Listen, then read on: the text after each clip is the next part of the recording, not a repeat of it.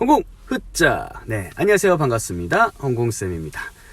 영어 원서 읽기에 대해서 진짜 관심이 많더라고요. 그러던 와중에 이 질문이 저한테 쏙 눈에 들어왔습니다. 자, 아이가 뭐 영어 도서관이나 도서관 가가지고 원서를 직접 빌려서 이렇게 읽게 하려고 하면 그 이제 원서 자체를 읽는 거를 이제 좋아하지 않는다. 자, 이런 상황에서 이제 뭐 리딩 게이트나 리틀 팍스 같은 어떤 전자식 원서 읽기, 독서를 시키는 게 과연 효과가 있을까? 라고 이렇게 질문을 주셨습니다. 일단 제 대답은 네! 단 조건이 있습니다.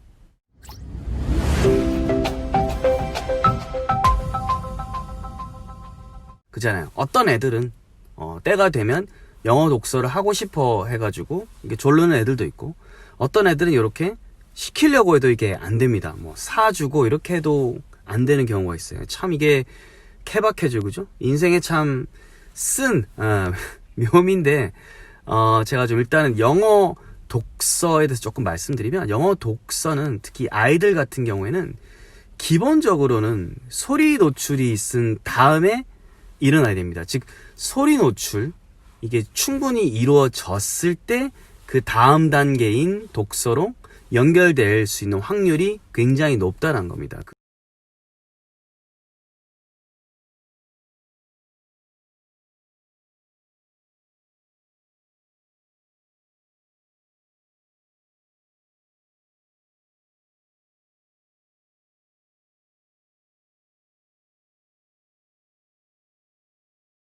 한국 훗! 사실 이게 뭐 소리로 이게 들려준다는 게, 우리가 이렇게 뭐 노래로 이렇게 좀 영어 뭐 동요 같은 거 들려준다, 즉 소리만 들려준다, 그리고 유튜브에서 이런 뭐 동요라든지 널서리 라임 있잖아요, 그죠? 이런 걸 좀 들려준다, 즉 영상 플러스 소리를 같이 들려준다, 이런 것들 다 일맥상통할 것 같긴 해요. 단 유튜브로 이제 영상을 이렇게 소리 같은 거 들려줄 때는 좀 조심해야죠. 왜냐하면 영상 자체가 너무 재밌으면 나중에는 텍스트로 이제 가려고 할 때, 즉 글로 가려고 할 때 애가 리바운드 있을 수 있습니다. 그래서 유튜브 영상 같은 경우에는 일반 소리 노출이랑 저 같은 경우는 섞어서 이렇게 뭐든 잘 섞어서 해줘야 나중에 또 다른 B, C로 이렇게 전환을 할 때 이게 좀 설득도 되고 아이한테 딜도 할 수 있고 좀 서로 이제 내고가 가능한데, 그렇지 않고 단일한 것만 했을 때는 나중에 이렇게 딱 B, C, D 어떤 전환율이라고 해야 될까요? 전환을 했을 때 부모님들께서 이게 벽에 부딪히는 경우가 있어요. 특히 첫째한테는 됐는데 둘째한테 안 되고 뭐 이런 경우 있기 때문에 반드시 소리 노출에 있어서는, 그쵸, 영상 노출도 중요하고 그냥 일반 소리 노출도 중요하지만, 그쵸, 요거를 좀 어느 정도 밸런스를 맞춰줘라, 요게 좀 중요한 것 같습니다. 한국 훗! 자, 이와 같이 1단계 소리 입력이 좀 아이한테 좀 규칙적으로 됐다, 하나의 좀 루틴으로 자리 잡았다, 혹은 이제 양이 좀 진짜 막 찰 정도로 이렇게 들려줬다, 그리고 아이가 좋아하는 지점이 있다, 요렇게 이제 선결 과제가 이렇게 완료가 되었을 때, 그때 사실은 우리는 독서라는 것에 대해서 생각을 해볼 수 있어요.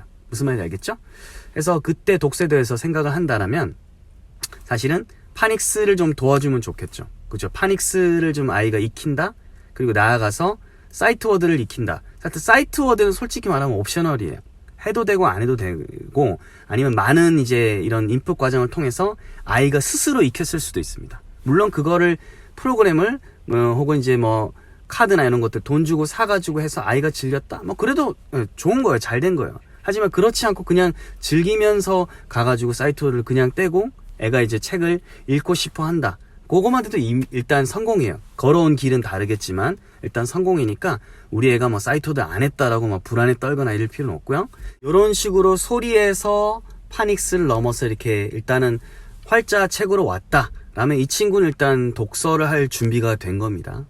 그러면서 이제 독서를 하면서 소리 노출 같은 대수 이제 같이 이루어주면, 사실 그때 이제 소리 노출 이루어지는 것도 독서의 일부분이다, 요렇게 간주하고 계속 이렇게 같이 가면 되는 건데, 자, 문제는 아까 그 질문하신 어머님처럼 애가 이제 도서관에서 책을 빌려든 뭘 하든 그 실물책을 읽으려고 하지 않는다. 그럼 사실은 답이 없는 거 아니냐. 이럴 때 이제 전자로라도 이렇게 독서를 시키는 게 대안이 될 수 있느냐. 당연히 될 수 있죠. 그렇죠. 단 아까 말씀드린 것처럼 그 전에 소리 노출 같은 건 있었어야 됩니다. 그래야 뭔가 좀 링크는 있죠. 그러지 않으면 이 전 과업에서 이 BC로 넘어가는 게 자연스럽게 일어나지 않아요. 그거는 아예 영어 자체에 대해서 뭔가 없던 애가 갑자기 독서로 점프한다? A에서 한 D2로 점프하는 거니까 그거는 점프되기가 굉장히 어렵죠. 하지만 그렇지 않고 사전에 소리 노출이 어느 정도 이루어졌고 다만 아이가 책이라는 것으로 보는 것 자체를 그렇게 아직은 흥미로워하지 않고 그닥 좀 좋아하지 않는다. 심지어 이제 이런 상황에서 엄마가 이거 좀 볼래라고 했을 때 오히려 거부한다. 이렇게 된 친구라면 이런 친구라면 한번 그런 전자독서 권할만 합니다. 저 같은 경우에도 저희 집 애들은 뭐 책으로 보여주든 뭐 전자로 보여주든 사실은 둘 다 꺼리낌이 없는 애들이에요. 워낙 인풋은 소리 노출을 좀 했지만 워낙 영어 자체를 애들이 목말라 할 때마다 제가 그거보다 항상 더 적은 양으로 계속 가랑비를 뿌려줬기 때문에 애들이 목말라 있었습니다. 즉 영어 주도권이 저한테 있는 상황이었죠. 그걸 저는 인지하고 있었기 때문에 둘 중에서 이제 아무거나 시켜도 관계없지만 책으로 하려고 하면 사실은 와이프가 일단 중심 잡고 하는 것보다는 제가 중심 잡고 총대를 메고 가는 게 맞기 때문에 제가 시간이 도저히 없어가지고 그건 도저히 할 수가 없었고 그래서 저 같은 경우는 이제 리딩 게이트를 이제 선택을 한 거고 리딩 게이트 같은 경우에는 쭉쭉 나오잖아요. 나오면 애들이 떠먹을 수 있잖아요. 그죠? 그러면 이제 와이프한테 제가 부탁을 해서 하루에 요만큼씩만 딱딱 하게끔 과업을 쭉 몇 달 정도 시켜줘라. 해서 이제 아이들이 어느 정도 수준이 올라가니까 제가 이제는 이제 책 쓰던 것도 좀 마무리되고 해서 자기 전에 책 같은 거 제가 직접 영어로 읽어주고 하면 느껴지더라고요. 애들이 이해도가 상당히 많이 올라왔구나. 이해하고 있구나. 와이프한테 너무 감사하더라고요. 왜냐면 그쵸 제가 방향을 제시해 준 거를 100% 믿고 끈기 있게 딱딱딱딱딱 해준 거잖아요. 와이프 입장에서도 사실 좀 불안했을 수 있겠죠. 물론 저를 믿겠지만 교육자로서는 믿겠지만 또 이제 자기 자녀한테 이게 적용한다는 건 굉장히 큰 문제거든요. 쉽지 않습니다. 쉽지 않아요. 근데 저도 딱히 흔들림이 없었고 와이프도 믿고 잘 따라줬기 때문에 그쵸 애들의 성향을 보면서 잘 따라줬기 때문에 적정량을 가지고 계속 가랑비를 뿌리면서 쉼없이 달려왔던 거예요. 거의 제가 볼 때 하루도 쉬지 않은 것 같아요. 하루도 쉬지 않은 것 같아요. 그래서 최근에는 그쵸 그 전자독서를 바탕으로 저 같은 경우에도 밤에 책을 읽어주면 애들이 이제 차고 넘친 게 이제 효과가 보이기 시작했어요. 이제 굉장히 쉬운 것부터 시작해서 읽어줄 때는 꽤 그래도 제가 생각하는 것보다 글밥이 더 센 거를 그래도 읽어주면 정황상 이해를 하더라고요. 그 이해하는 것이 보이기 시작했어요. 그래서 방향이 맞구나. 앞으로도 계속 이런 식으로 천천히 이렇게 가면 되겠다는 판단 내렸습니다. 성공! 훗! 그래서 요는 그쵸? 이게 닭이냐 달걀이냐 그거를 논하기 전에 소리 노출에 대해서 충분히 사전 과업이 좀 이루어졌느냐 그거에 대해서 한번 먼저 체크를 하시고요. 그게 좀 된다. 아예 흥미 분야가 있다. 되면 그 흥미 분야의 독서, 실물의 책을 권해주거나 그것이 잘 먹히지 않는다면 그쵸? 전자독서를 가지고 아이가 좀 이렇게 관심을 갖는지 확인해서 전자독서를 하면서 그쵸? 실물 독서를 살짝 브릿지를 이렇게 걸어준다든지 아니면 거꾸로 실물 독서를 하면서 왜냐면 부모가 다 실물 독서를 다 체크할 수도 없고 뭐 이게 여러 가지 이렇게 자동화 시키는데 좀 문제점이 있다라고 하면 이걸 보완하는 차원에서 또 이렇게 전자독서를 할 수도 있기 때문에 그 두 개를 설왕설래하듯이 이렇게 활용하는 건 중요하고요. 뭐 어떻게 됐든 결국은 실물책으로 종국에는 저는 가서 애가 좀 독립적으로 해서 읽는다 라고 하면 저는 이제 완성이라고 보거든요. 그런 형태가 되게 되면 뭐 사실 둘 중에 저는 전자독서를 사실 좀 떼고 실물 독서를 이렇게 독립을 시키고 싶어요. 그 이유는요. 중학교, 고등학교 가게 되면 결국은 나이가 올라가면 올라갈수록 애들은 이제 비문학적인 요소 그리고 딱딱한 뭐 이런 소재의 글 그리고 실제 실물 독서라는 거를 계속해서 접해야 되잖아요. 그죠? 이 떠먹여주는 것으로는 나중에 본인이 이제 책을 골라서 왕성한 양의 텍스트를 읽어나가는 어떤 그 양의 인풋을 사실은 따라갈 수가 없다라는 저는 그런 개인적인 판단이 있어요. 실제로 제가 중고등학교 특히는 고3 엄청 많이 지도해보니까 텍스트의 분량이 어마어마합니다.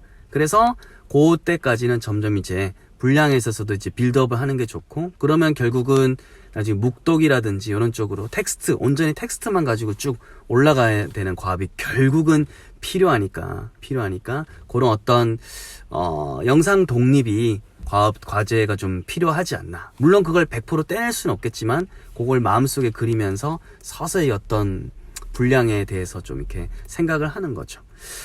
여튼 오늘 이제 질문에 대해서 제가 나름 답변을 드렸는데요. 좀 답변이 좀 시원하게 됐으면 하는 바람이 있고요. 또 다른 질문 있으면 또 남겨주십시오. 제가 요즘 사실은 댓글도 많고 이게 영상에 많은 학생들이 이제 퀴즈 같은 거에 대해 하나하나 하트를 전부 다 이게 주고 있거든요. 학생들 자존감 뿜뿜하라고. 그러다 보니까 이 많은 댓글에 이제 답변을 실제로 못 해드리고 있어서 이제 송구스러운 되게 그런 마음이 있고요. 대신 하지만 보고는 있고요. 여기서 좀 뽑아가지고 대표적인 것들은 이렇게 또 영상으로 또 풀고 있으니까 라이크 그리고 댓글 그리고 다른 분들 댓글도 좀 한번 읽어보세요. 그거 되게 중요합니다. 저도 보고 많이 배우거든요. 다른 분들 거 보고 본인의 또 의견도 남겨보는 우리 홍콩 패밀리가 되면 서로 윈윈 할 수 있다고 저는 믿고 있습니다. 오늘도 좋은 하루 되시고 다음에 또 뵙겠습니다. 홍콩!